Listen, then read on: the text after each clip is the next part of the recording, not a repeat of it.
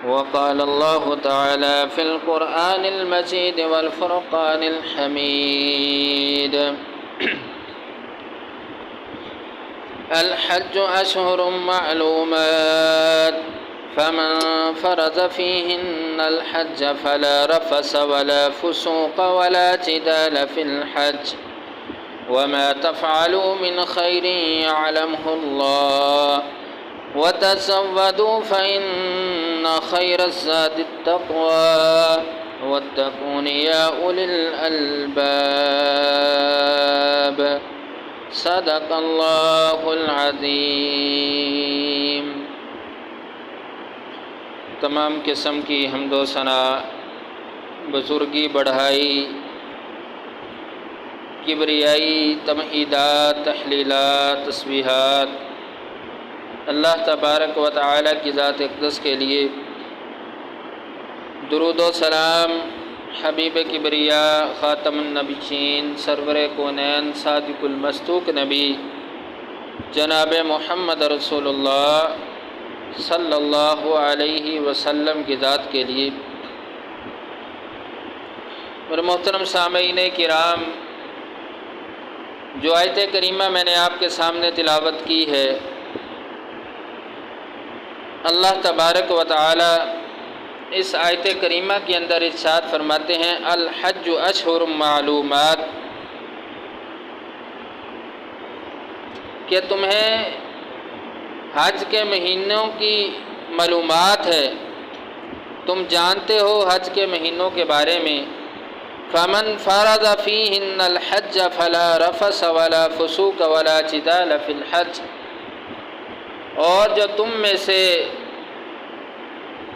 حج کا عزم کرے، حج کا ارادہ کرے، فلا رفث ولا فسوق ولا جدال، تو وہ بندہ اپنی شہوت سے، جماع سے، اسی طرح معصیت سے، بدکاری سے، نافرمانی سے، گالی گلوچ سے بچ جائے۔ وما تفعلوا من خیر یعلمہ اللہ، اور جو بندہ خیر کے کام کرتا ہے اللہ تعالیٰ اس کو جانتا ہے۔ وتزودوا، اور سفر حج کے لیے، حج کے سفر کے لیے اپنا زاد راہ جو ہے اس کو تیار کرو، اپنے ساتھ لے لو۔ فإن خیر الزاد التقوی، اور سب سے بہترین زاد راہ، تمہارا توشہ جو ہے وہ اللہ کا تقوی ہے، اللہ کا ڈر ہے،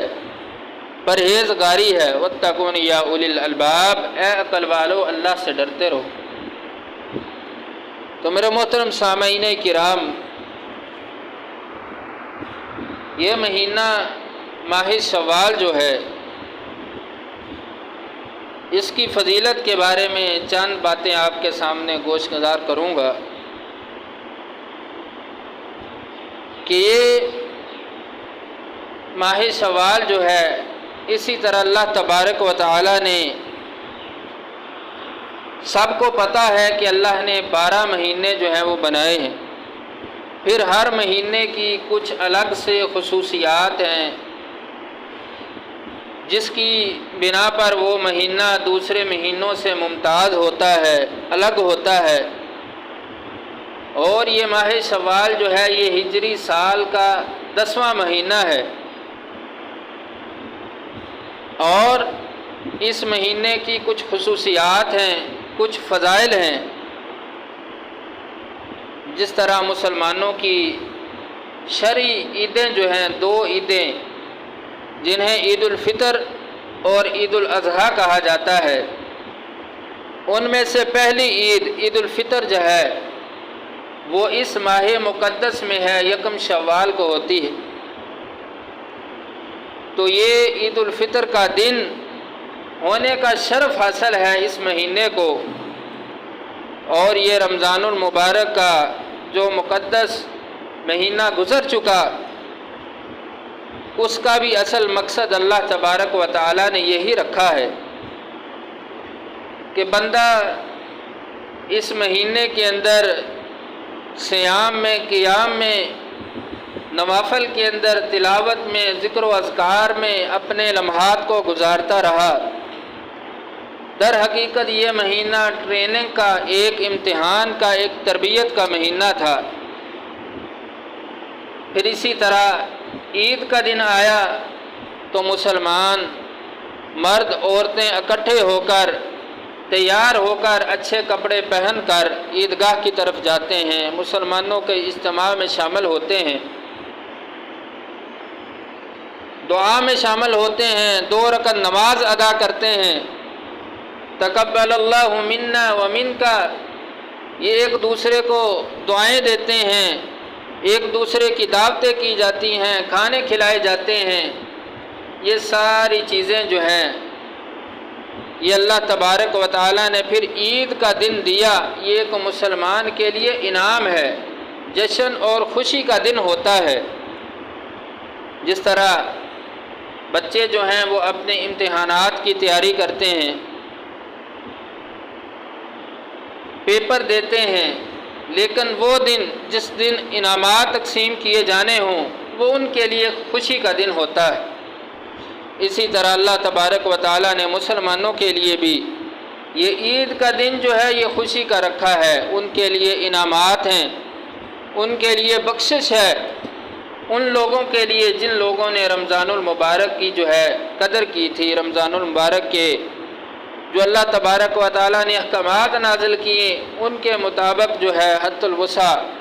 کوشش کی ہے کہ ان کے مطابق جو ہے وہ اپنی زندگی گزاری جائے، یہ ایام گزارے جائے۔ تو اس حوالے سے یہ پہلی خصوصیت ہے اس ماہ شوال کی